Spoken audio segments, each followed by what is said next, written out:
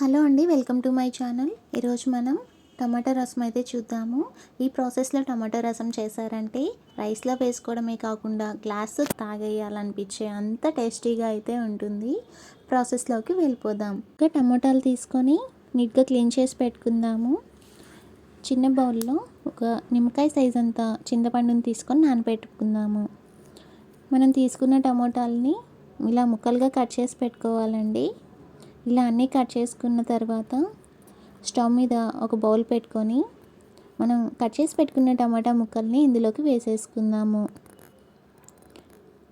ఇప్పుడు స్టవ్ని మీడియం ఫ్లేమ్లో ఉంచుకొని ఒకసారి జస్ట్ అలా కలుపుకోవాలి. ఇప్పుడు ఒక హాఫ్ టీ గ్లాస్ వాటర్ని యాడ్ చేసుకుందాము. ఇలా ఈ టమాటాలు మెత్తగా ఉడికించుకోవాలండి. ఇలా మెత్తగా ఉడికిపోయిన తర్వాత మనం స్టవ్ ఆపేసి పక్కన పెట్టుకుందాము. ఇప్పుడు మనం ముందుగా నానబెట్టుకున్న చింతపండు ఉంది కదా, దాని రసాన్ని తీసి ఇందులోకి యాడ్ చేసుకుందాము. ఇప్పుడు ఈ టమాటాలని మెత్తగా పిచకాలండి బాగా. ఇవి మిక్సీలో వేయడం కన్నా చేత్తో చేస్తేనే టేస్ట్ అనేది బాగుంటుంది. ఇలా కలిపిన తర్వాత మరో 1 లీటర్ వరకు వాటర్ని యాడ్ చేసుకోవాలి.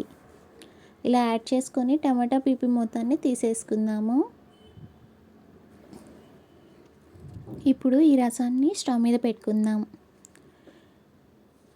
స్టవ్ని మీడియం ఫ్లేమ్లో ఉంచుకొని 1.5 స్పూన్ సాల్ట్ యాడ్ చేసుకుందాము. అలాగే చిటికెడు పసుపు, ఒక పావు స్పూను కారం యాడ్ చేసుకుందాము. ఇందులోనే 2 కట్ చేసి పెట్టుకున్న పచ్చిమిర్చి వేసుకుందాం. ఇవన్నీ ఒకసారి కలుపుకుందాము. ఇందులో కొత్తిమీర కూడా యాడ్ చేసుకొని ఒక 10 మినిట్స్ పాటు మరిగించుకోవాలండి.